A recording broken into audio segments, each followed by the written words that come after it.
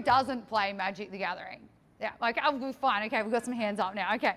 So while this talk, I'm using Magic the Gathering as a demo example. You can do so many more things with AI voice, as we've already seen as well, and I'll go through some things as well.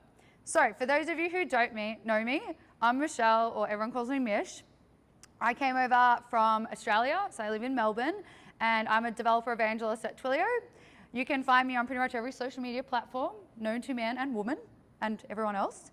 So if you'd like to take photos of this, if you'd like to send out pictures, feel free to tag me. I'm more than happy to share you around. So I've been doing technology and developer evangelism or developer relations for about 10 years. So got a lot of experience, a lot of practice, and I actually started my own AI company about, it's actually 10 years ago now, so a little while ago.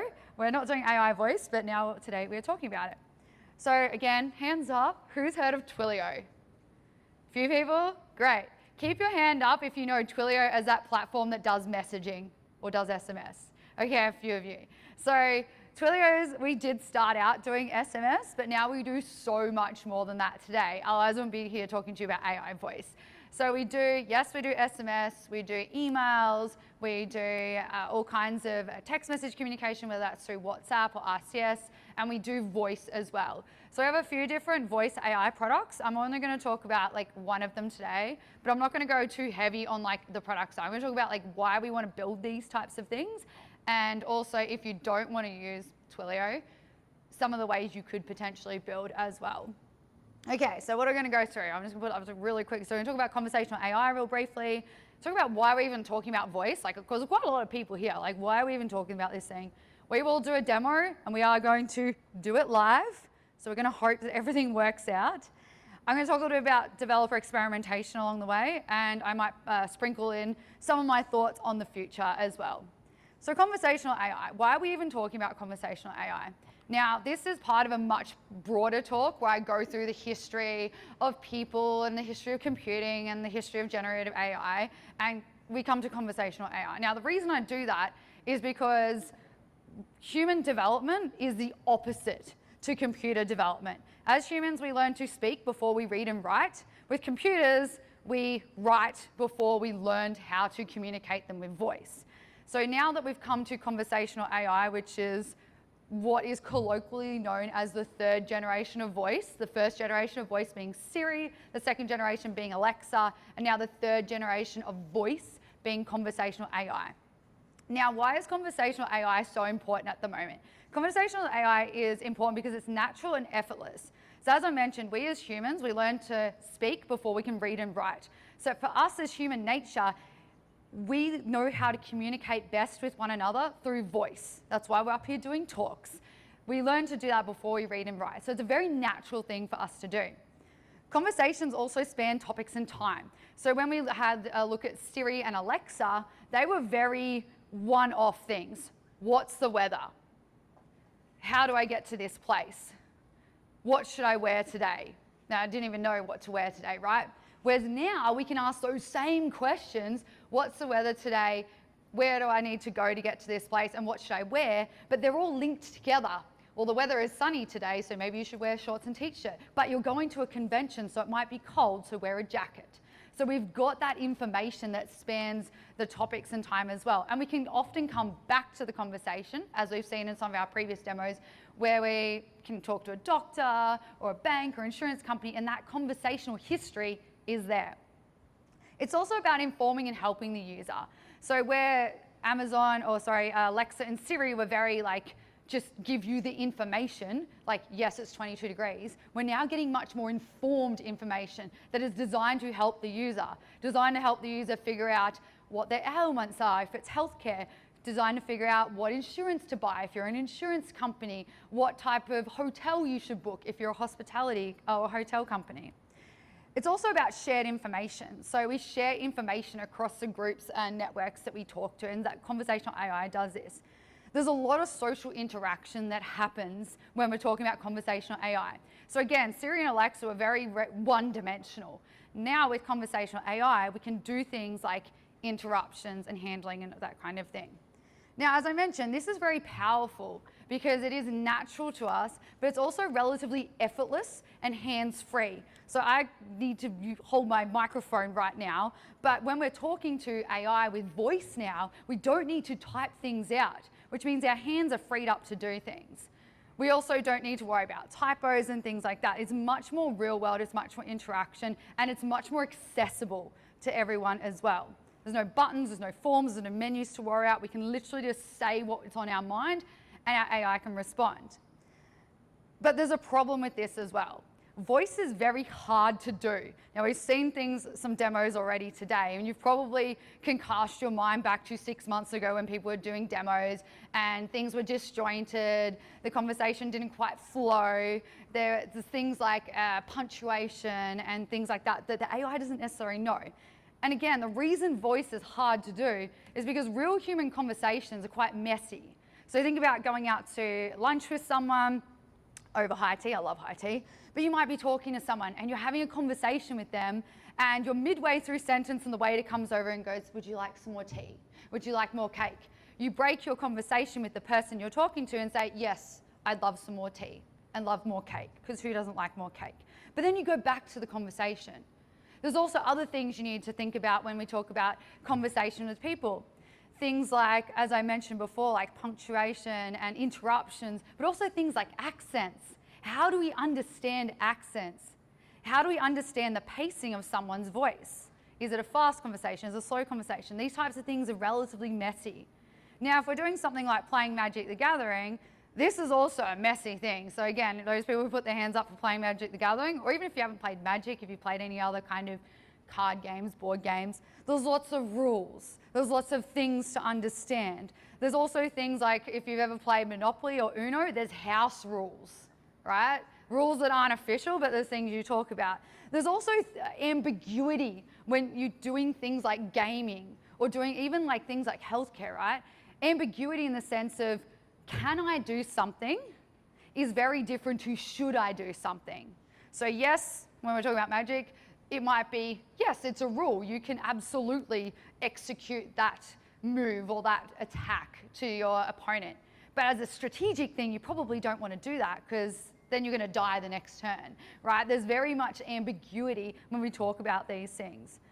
Now, when we come to voice AI, so we can use voice AI to combat a lot of these issues and tackle a lot of these things, right? So when it comes to Magic the Gathering, we can build AI to help us out here. We've seen some examples today as well. But when we're building voice AI, there's going to be some things that we need. And you've probably seen a couple of these diagrams even today already. So the first one is speech to text. So an AI cannot understand human voice as voice sound bites. It needs to translate the words that you're saying into text, so it can then put that into the LLM or whatever kind of model or tool you're using to understand what the human is asking you or what the person is asking you. So you need a large language model in this sense to be able to understand the conversation that's happening. Now again, this could be your own large language model, it could be an open source one, it could be OpenAI, it could be Gemini, it could be anything here, right? A large language model will help you out. But once it's done this, once it's processed the information and the intent, and it sends back a message, that message is still in text. So how does a user interpret that? We've been talking about conversational AI. The user doesn't just read what's coming back. We then need to do text-to-speech back again. So there's some tools that we can use to do this, right? So as I mentioned, we could use something like the AI side, we could use OpenAI, we could use Azure, we could use Gemini, we could use whatever we like, right? On the text-to-speech and speech-to-text, a lot of those same companies have similar things. There's Whisperer, like Microsoft have one, right? There's lots of different things we can go out and build these types of things. So when we're building something, or this is how it flows, right? We make a call, we send a call through, and this is a very simplistic version of it happening, by the way. So our sound bites get turned into text. That text is then processed by our LLM. We can bring our own tools and data to the fray as well. Again, then once that's all processed, then we need to do the text-to-speech to then send back to the user. Now, in amongst all this text-to-speech and speech-to-text, not only do you have to program both sides of it if you're a developer working on this, you have to program things like interruption handling. You have to program things like the accent that's being said. You have to send in the language that's being used, right? And when we spoke to a lot of developers, they said this part is really hard to get right, the text-to-speech and speech-to-text, because sometimes they use different models for things, sometimes it doesn't all like play nicely together. So we thought at Twilio, like we do, we like to solve problems. So we thought we'd solve a problem here. And one of the problems we solved was packaging this up into a nice little product called Conversation Relay, where instead of having to program all these things in, you can write a couple of lines of code and all this text-to-speech, speech-to-text, interruption handling, everything is all handled for you. So how does that actually work? I'm going to show you a demo for a way that I built a Magic the Gathering chatbot. Now, why did I build a Magic the Gathering chatbot? As I mentioned before, there's lots of rules in Magic the Gathering. There's a new set that comes out like every couple of months. Now, I go to these like pre-release nights where they like give us the set and we get to try out things. And there's a guy at these nights called Tom. Now, Tom is really, really smart. He knows pretty much every Magic the Gathering mechanic, every rule, everything, even the new ones that just came out. And Tom is brilliant. I always raise my hand, Tom, you need help over here. But Tom can only help one team or one little group of people at any given time.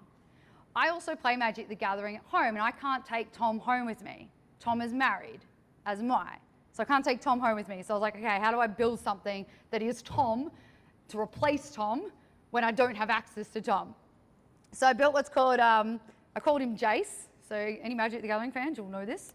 And I'm going to switch over to demo and pour one out to the demo gods and hope all this actually works. So, alrighty. So I'm going to stay. Cool. Alrighty. So we're going to go over to our code over here. Now, if you're wondering, oh, this looks a little bit scary, there's some VS Code and some code and things, I'm going to share with you a link to the repo as well, where you can download this or go into GitHub, fork it, link it, clone it, do whatever you want, and you can actually go and build this yourself. So how is this actually working? So I'm using Python because Python is one of my favorite languages, and I'm using Python to build out this chatbot. Now we can see we're loading in our environment variables. Now in our environment variables, I've got like my Twilio account authentication. I've got an OpenAI API key. So in this instance, I'm using OpenAI. I'm using the GPT-4o mini model. Again, you can use whatever you like. The system prompt is the main thing you're going to want to look at, but this welcome greeting is important too. So this is when I call the number, this is what I'm going to hear on the other end of the line. J Speller and at your service, what Magic Gathering guidance. Now that's hard program, that's always going to come up, that welcome greeting. But then the prompt is what I'm telling the LLM how to interpret the information that's coming back. You can see it's quite lengthy, but I've really tried to put some guardrails around this is Magic the Gathering. And I've even said things like, you know, you can include Magic the Gathering with specific references and terminology to make things interesting and highlight your knowledge of the game. Keep your responses concise. Ignore the semicolon because it kept coming back saying, in Magic the Gathering. And when you play a card in Magic the Gathering, I was like, oh gosh, please ignore the colon. And then I've also said, you know, once you've said it a couple of times, or once you've said it once in conversation, you can refer to it as Magic, which is what we colloquially refer it to. So you can do things like that as well, which is pretty cool. So we're initializing the OpenAI client so we can tap into the multiverse of knowledge. So we're using our OpenAI API key. We're storing our sessions so we can keep track of the conversation. We want that history there. So we've got our API where the interaction's actually happening, and we've got some health checks to make sure everything is actually working properly. I've got an endpoint there just to stop the 404 error, because I really, really hate seeing errors. So, you know, I just decided to put that in there. And we're getting our response from OpenAI here. Now, this is where the interesting part happens. So this is the TWIML endpoint. And here we've got our voices we can choose from 11 Labs. So I'll put a link there if you are going to use this, and we'll go through this little bit here. So this is the gold. This is Conversation Relay right there. Literally that. So that's all you have to program now. You don't have to program a whole bunch of other bits and pieces, right? So this is the endpoint that returns the TWIML. So TWIML is Twilio Markdown language. It's how the application knows how to respond to messages and information that's coming through and connects to the WebSocket. It also is the way that accepts the data from Twilio coming through. So here's our Conversation Relay right there. Now I've got a URL, we're gonna use that. So we're parsing in the welcome greeting to start with, which is that one I showed you right at the top. And the text-to-speech provider, I'm using 11 Labs, and I've picked this voice key. Now there's like literally 50 pages of different 11 Labs voices you can use, and you can change this out. If you don't want to use 11 Labs, you can use something like Deepgram or Google, so you can use anything you like there. And then this is where our application is actually working. So we accept the WebSocket connection. I've got a few different things. We're logging as well, so we can see what's actually happening. So a new session is created for each caller, so we can keep those conversations to the person who's actually called and not cross wires in our conversations. We're putting through the prompt. So we've got our OpenAI prompt up here, and we've also got what the user's asking for, right? So the prompt that goes in from the user. We're getting a response back from the AI, so that's using our LLM there. And we've also got some error handling and connections, just in case we like lose connection to the server. We want to see what's actually happening there. So you can see we're handling our interruptions here, and that's all I have to do to handle interruptions, which is great. Don't have to worry about anything else. And we're running our server. So let's hope this works and see what's actually happening. So let's type in Python main.py. So I'm running this locally, so you can deploy this as well, but for right now I'm going to run it locally and hope it works. Okay, great, it's working. Now the interesting thing about Twilio though is it can't see anything locally running on your computer. You need to point this to the internet so you can actually see it. So what we can use is we can use ngrok, and I'm going to use ngrok here, and this one is 8080, not 3000, and we're going to point our local URL to the website so we can actually go and see it. Now, and I scroll down, why are you not scrolling? That's right, I'll make this bigger. So here is our temporary app URL. Please give me the right one. So I'm going to copy this, and I'm going to go over to the Twilio console. So this is where we configure everything. I'll pop it up on that screen so you can see it. So this is where we configure all the information, and we configure our numbers in here. So you can see I've got quite a few different active numbers. We're going to go down to the one that I've got for my Magic the Gathering Assistant. Now we are going to use a US number, so it might take a little bit longer. I did forget to buy a Singaporean number. But because I've got this in a Twiml app, I can literally just go into my Magic the Gathering Assistant here, and I can change, when it pops up, I'm going to change the URL so it actually points to that ngrok URL that we're using, so we can actually hopefully get this live working, because it's way more fun to see this live. So the internet's a little bit slow, so live demo is going to be great today. All right, so let's go down to our assistant. We're going to click, well, it's really slow. You guys are going to have to, and girls are going to have to forgive me if the demo is a little slow with this internet. So we've got our Twiml there, so we're activating using Twiml, need to use a post method, and we're going to save it here. And I'm going to copy the number. Let's go back to our active numbers and make sure our Magic Gathering Assistant is there. Perfect. So we're going to copy this number, and we're going to call this number from my computer. So I'm going to use something called the dev phone, the Twilio dev phone. Now this is a really, really great way to test things if you don't want to use a phone number your own, and it's a really great way to test different things out that you're building. You don't have to worry about using your number. All right, so let's hope this works. We got our, is that right there? All right, plus, okay, we got the one. Let's make sure our, and I can't see that because that's in the way. Gonna make sure we've got sound working. I'll switch back to that in a second. So let's make sure we got sound coming out of the HDMI. Okay, it looks like it's coming out. Let's try it. Let's call microphone. Oh, it's very loud. What Magic the Gathering guidance or knowledge do you seek? So we missed that first part, but that's okay. I will unmute and ask him a question. Hi Jace, how's it going today? Please work. Is it working? Is it working? History restored. I don't know. Hello, is my microphone working? This is what happened. Okay, microphone. Oh, okay, this is why. Where connection to the site is not secure. That is very annoying. Try, use that. Okay, let's try. Try again. Hang up. Oh. Cool. Hey, Bellerin, at your service. What magic, the gathering guidance, or knowledge do you seek? Yeah, hi Jace. I want to know how to get started with Magic the Gathering.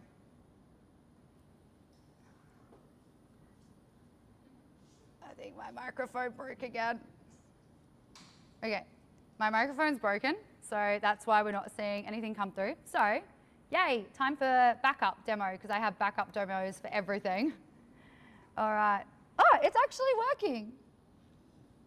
But I can't hear it. Why can I hear it? Let's one more quick look. Let me look at the logs real quick.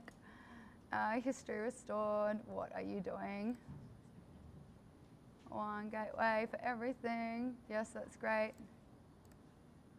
What is going on here? Okay, so we are working.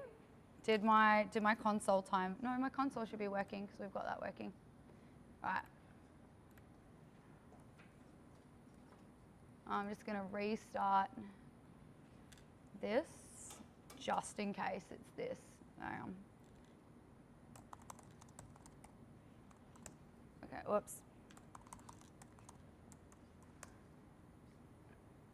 Are you working? I think it's working. No, we've got an error. We haven't. Oh, okay. The internet is very too slow, I think, for run this. So let's go to my backup. Like I said, we've got backups for everything. All right. Demo backup, yay. All right. Okay, so why have we got no sound? Now the sound's not working out of here. All right, no sound? No sound. Okay. Voice AI live demos, always things can go wrong. All right, so I'm gonna do sounds here because this is fun. So, all right, what's happening here? Exactly what I've just shown. Oh, it's working now. Okay, we'll save that. That's great. Powerful ability in That's so loud. I'm gonna turn it down. Let me turn it down so we can save our ears. Okay, so we're gonna call Jace and see what happens. Okay, Jake Bellerin, at your service. What magic, the gathering guidance, or knowledge do you seek? Yeah, I played this card and it has haste. What does haste do? Haste is a powerful ability in magic, allowing a creature to attack or use activated abilities that require tapping on the turn it comes into play. This can create a sudden impact on the board, potentially catching your opponent off guard. Remember, the best defense is a good offense. What card are you referring to?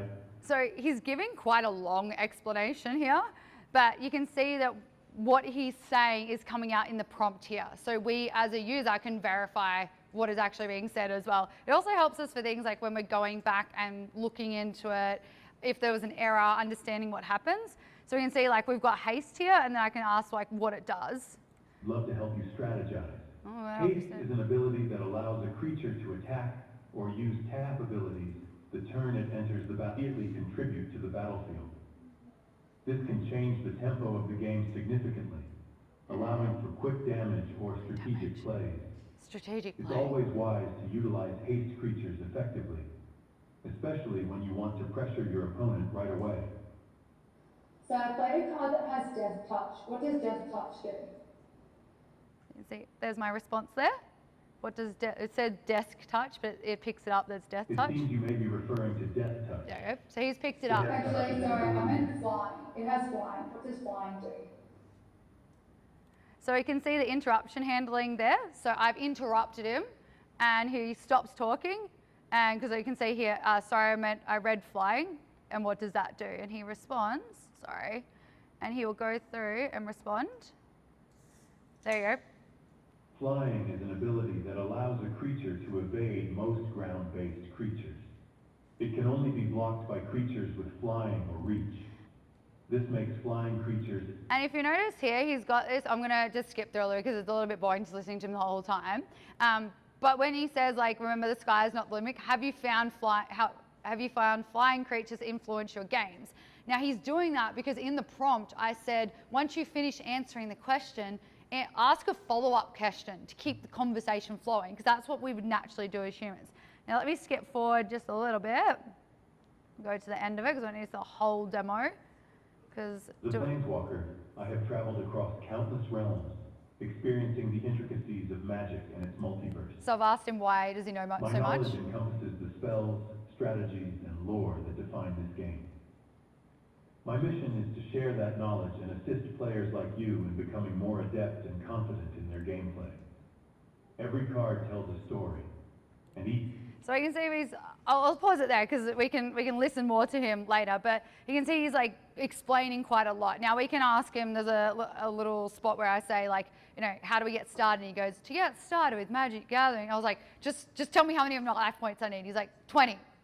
So he can respond really quickly if you ask. Now the voice I picked for Jace is what I think Jace would sound like. But there's, as I said, there's over 50 different pages of voices that we can choose from. And you can choose something that is a little bit more upbeat. You could choose something that's a little bit more serious, depending on the kind of tone you want. Now, one of the things I would do here as the next kind of step for this application was fix up some of the latency. So there's a little bit of delay in some of the latency there. And there's a few ways you can actually handle and fix that. So the first thing is like, where do you deploy your application? If you're deploying your application, say I live in Australia, if I deploy it in Australia and then it's got to go to the OpenAI server in the US and then to the 11 Labs server in the US and then come back to me and then back again and back again and back again until it finally gets back to me, that increases the latency. So we can think about the types of, firstly, where do we deploy it? So again, Twilio in Australia, we have a server in Australia, so maybe I'd want to deploy my application in Australia as well, so they're talking nice and close to each other. I might want to think about choosing an LLM that actually has a server in Australia as well. So in Australia, I probably wouldn't use OpenAI specifically for this. I might use Azure because there's a server there.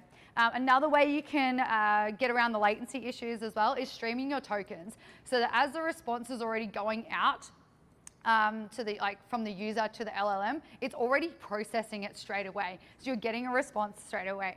The third thing, or the fourth thing you can do to fix up the latency is have multiple AIs running at the same time. So you can have one AI that's going off finding the information, particularly if it's something like really in depth, like medical knowledge and stuff, you need to go find the information. So you can have one AI going off to do that, and the other AI is responding to you like, oh, thank you so much for telling me about your health issues. You know, I'm feeling really hopeful that I can help you today. Let me look up some of the information. And that is very human thing we do, right? You know, when people ask questions, people go, now that's a great question. Now, one of the reasons we do that is because people are processing, trying to figure out what to do. So I'm already responding to you by processing it in the background as well.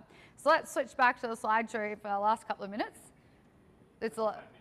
Oh, okay. Well, here you go. Here's the voice AI. You can use it for lots of things. And as I promised, go and build it. It's a lot of fun. And this is the link to the repo. So if you want to go and build your own, feel free to grab the code repo there. You need to add your own AI API in there, and you need to add your Twiml as well. And I won't take any questions because you can ask me questions over pizza. There's pizza, there's stickers at the back, and yeah, thanks for having me here today. Thanks for bearing with my live demos going wrong. Yep, nope. Let's still try two questions. That's why. Oh, okay, sure. Let's make sure we have 1, 2, yes. Yeah, sure. We can take a couple of questions. Yeah. No, doesn't work. This one. We're gonna No, use this one. You just speak loud. Yeah, you can speak Just for loud. the I'll video. repeat the question. So no, basically we are. I have an AI startup, and Yep. we actually are using your product. Oh, yeah. So you know, Thank you. we know about your product is amazing, Yeah. but definitely there's a challenge on SMS overseas. There's Yes. A lot of latency. Yeah. And I mean, I'm using this opportunity to tell you feedback. Yeah. You gotta fix that. You know, because it's important for our product. Yeah. We send So. messages. Yeah, so as I mentioned, a lot of it can come down to where you deploy and if you're streaming out your tokens. So streaming your tokens is a really easy way to get around the latency. I'm not sure where our server is in Asia, but like I know, like as an example, there's a Twilio server in Australia. So that's a really, really great thing for us. So look at the LLMs that you're using, look at are you streaming out your tokens already, and then you can also do that last thing that I mentioned too, is having multiple agents work at the same time so that one is responding to your user while the other one's going off and getting information, because then it gives the illusion that there's no latency there as well.